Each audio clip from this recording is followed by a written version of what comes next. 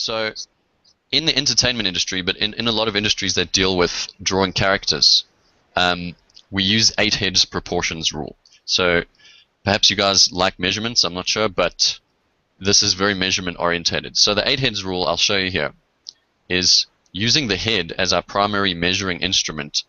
And this is the full head, not just the sphere part of the head. So imagining that this is a full head. And you basically think of the body in 8 heads. So those are the first 4. These are the second 4. And you have checkpoints, right? And I do apologize if I'm going a bit quickly. There's quite a bit to this. So the first thing is that when you're drawing, you first draw the head, okay, and then you want to get in the position of the next item. So this bottom of the second head is actually the nipple line, if you will. And the bottom of the third head, so let me just number these for ease.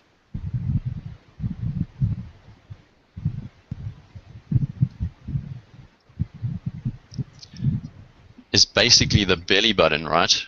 And the bottom of the fourth head is the crotch, which you can indicate with a V. The torso, if you just start out with a square, argument's sake, is about 3 heads wide. So you might want to note that. Because another key thing with characters, whether you're drawing like some crazy Disney-styled, plumber, fat plumber guy, or you're drawing an ultra-realistic, human being, keeping things in proportion is extremely crucial to making it look believable. Not realistic, but believable. That's why, Pixar movie characters and things like that, they tend to look believable even though they don't look real. It's because their proportions are correct. Anyway, so we've got 3 heads across for the torso. And I tend to illustrate this like with a trapezoid kind of shape up to the belly button in a way. And you can kind of draw another V in here, upside down V, to indicate the rib cage.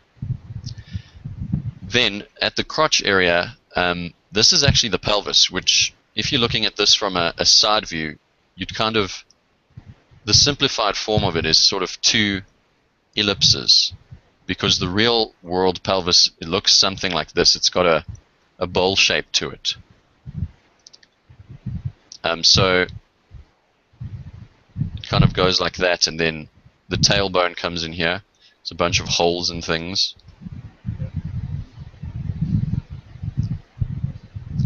That's a front view. Anyway, so the bottom marker for 4 is crotch. So the easiest thing to remember is that the legs take up exactly half the entire height of the form. This is basically legs, and you could just say this is body. Okay. So that's 4 heads, and the legs are 4 heads. So you can just draw in a triangle, if you will, for the pelvis, and just connect it to the torso. I'll talk about male and female differences now, because they're actually significant differences. And then the legs, you can kind of just block in at the second head here. Sorry, the 6th. The bottom of the 6th. This is actually the point of the knees. The last head, the 8th head, is actually the point of the feet. So just in a simplified form, I'll just draw these trapezoid kind of shapes. And then you can just bring the legs down, just using lines for now if you want.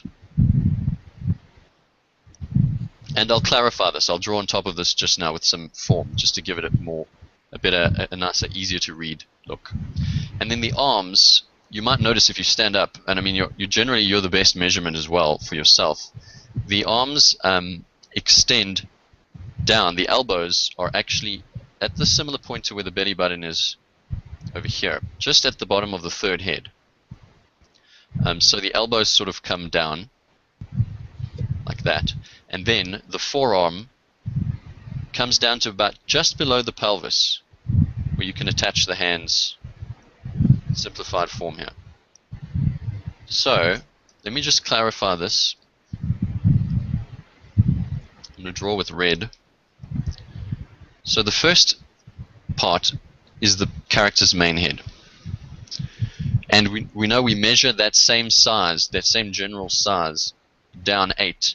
And these are what are called idealistic proportions. It's not that you have to draw every character like this. This is considered a general ideal rule, or our measuring stick for human proportions. Then the second head actually comprises of some of the neck going down to the nipples. So I'll draw these in here.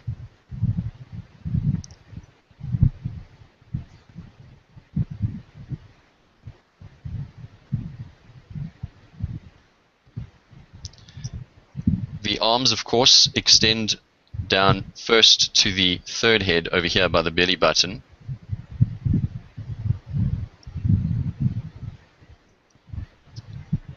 And then down to the, just, you could say that the upper hip, if you will.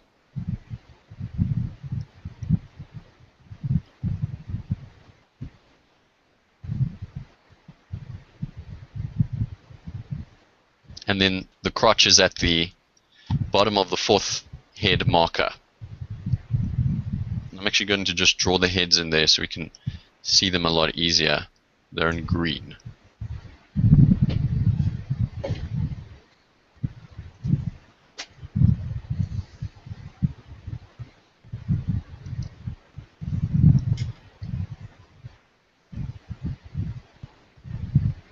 And then, of course, the legs.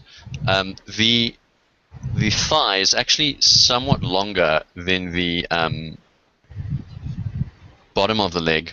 The main reason for that is the muscles are quite thick in that area. But in anime, manga, and comics, and a lot of stylized artwork, they tend to lengthen the length of the legs. So we have a distorted perception of the length to a degree. And also, when girls are wearing high heels, their legs also tend to look longer. That's obviously because the gastrocnemius muscle is busy stretching out there. So this is a basic overview of the head proportions and the 8-head system. I think the guy that pioneered this, his name is Andrew Loomis, and you can actually check out his books. A lot of them are free online.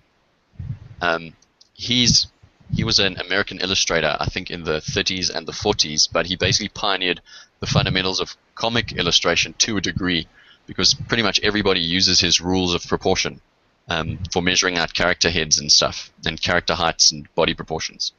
And if you ever change the proportions, if you go 7 heads or 6 heads, everything else scales proportionately with this system. So I hope that this has been clear, at least on the human proportion side of things, and the width at least of the torso.